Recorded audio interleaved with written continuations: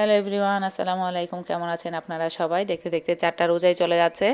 তো এখানে আজকে টেবিলটা একটু ডিপ ক্লিন করে নিচ্ছি। প্রতিদিন সেহরি ইফতারের পরে তো পরিষ্কার করা হয়, তবে এভাবে ডিপ ক্লিন করা হয় না। সব জিনিসপত্র সরিয়ে টেবিলটাকে ভালো করে পরিষ্কার করে নিচ্ছি সাবান দিয়ে ঘষে মেজে। আর কিছু জিনিস অনলাইন থেকে যেগুলো আনছিলাম ওগুলোও বসিয়ে দিব, সেট আপ করে নিব টেবিলে। তো আরও একটা জিনিস আজকে আসার কথা ছিল, দেখা যাক আসে কিনা, আসলে ওটাও বসিয়ে দিব।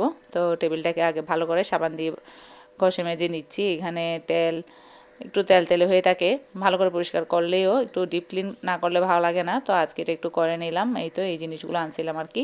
আর এখানে এগুলো হচ্ছে আমার হাতে তৈরি ক্যান্ডেল, তৈরি করে নিছি। আর এখানে সৌন্দর্যের জন্য একটু জারের মধ্যে দিয়ে দিলাম পানি দিয়ে। আর এখানে পার্ল দিছি আর কিছু শামুকের শেল দিছি, এগুলো বীজ থেকে নেয়া, বীজের পাড় থেকে। তো এটাকেও টেবিলে বসিয়ে দিচ্ছিলাম। টেবিলটাকে টুকটাকভাবে গোছানো শেষ। কেমন লাগছে অবশ্যই জানাবেন।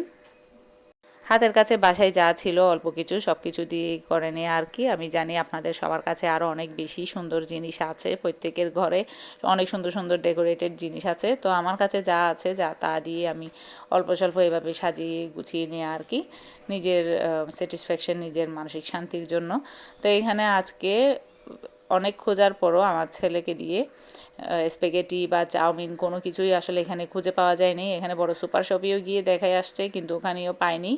তো আর কি করার, ম্যাকারনি বা পাস্তা ওটা নিয়ে আসছে। তো আজকে ওটা তৈরি করব।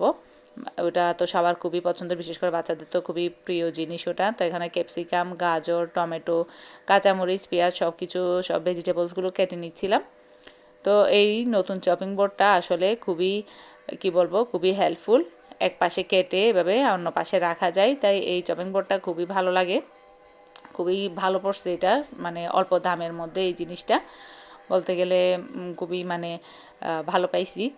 তো যাক, সবজিগুলো সব কেটে নিচ্ছিলাম। আর দেখতে দেখতে রোজা 4টা চলে যাচ্ছে।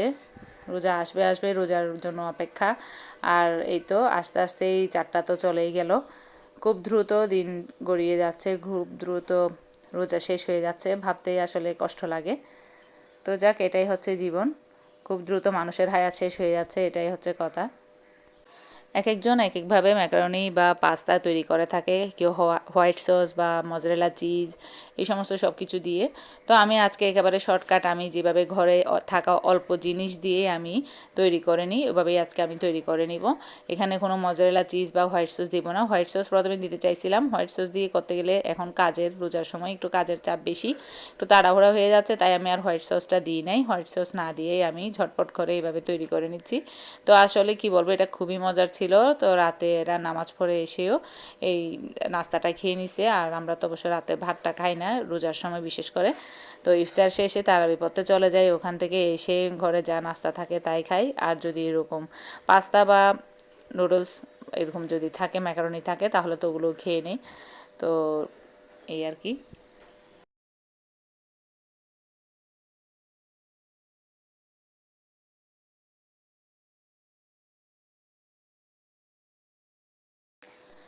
এখানে বাচ্চারা এসে লাইটগুলো জ্বালিয়ে দেখছিল কেমন লাগছে। তো আমি একটু শ্যুট করে নিলাম, দেখতে খুবই সুন্দর লাগছিল অন্ধকারে এই লাইটগুলো জ্বালিয়ে দিয়ে জারের পাশে, খুবই সুন্দর। আসলে এই সমস্ত ছোট ছোট ডেকোরেটিভ জিনিসগুলো সুন্দর লাগে, ভালো লাগে। আর একটা রমজান রমজান ভাইব আসছে এগুলো লাগানোর পর থেকে। তো এখানে আমি সমস্ত মরিচ মশলা সব কিছু দিয়ে চিকেনের কিছু পিস হাড় সহ এগুলো সহ দিয়ে দিলাম। তারপর এতে এগুলোকে নেড়ে চেড়ে ভালো করে কষিয়ে নিচ্ছি। এরপর আমি ভেজিটেবলসগুলো দিয়ে দিব। একটু যেহেতু সিদ্ধ হতে সময় লাগবে, তাই আমি এগুলোকে দিয়ে জাস্ট 5 মিনিট মতো সিদ্ধ করে নিয়ে তারপর আগে থেকে সিদ্ধ করে রাখা ম্যাকারনিটা দিয়ে একটু নেড়ে চেড়ে নিব। খুবই মজার হয় এই শর্টকাটে এইভাবে। আমি একদম শুকনা শুকনা করবো না, এটা একটা ম্যাগি মশলা দিয়ে দিছি, একটু মানে ভিজা ভিজা ভোনা ভোনা টাইপের রাখবো আর কি।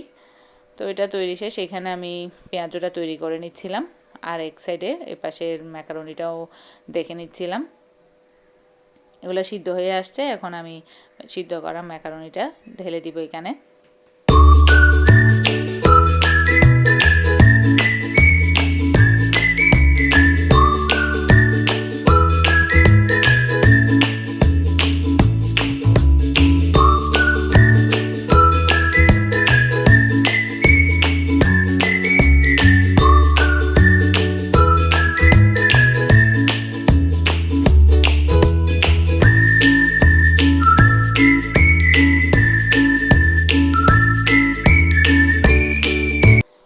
তৈরি হয়ে গেল মজাদার ম্যাকারনি বা পাস্তা, কোনো রকম হোয়াইট সস বা মজারেলা চিজ ছাড়া।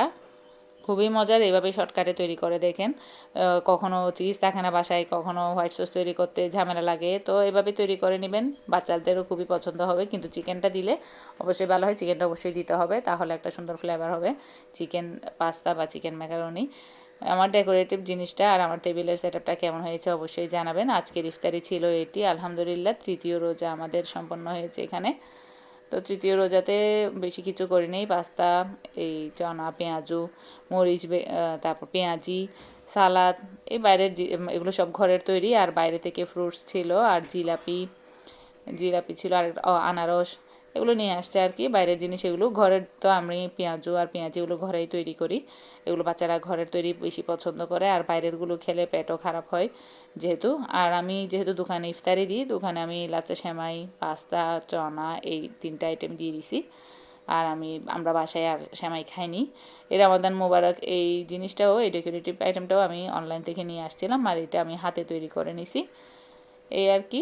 আর এই ছিল আমাদের আজকের ইফতার, আলহামদুলিল্লাহ আমাদের তৃতীয় রোজা সম্পন্ন। আপনাদের রোজা কার কেমন কাটছে, কে কোথায় থেকে দেখছেন অবশ্যই জানাবেন। তো আজকের জন্য এই পর্যন্তই, আল্লাহ হাফেজ।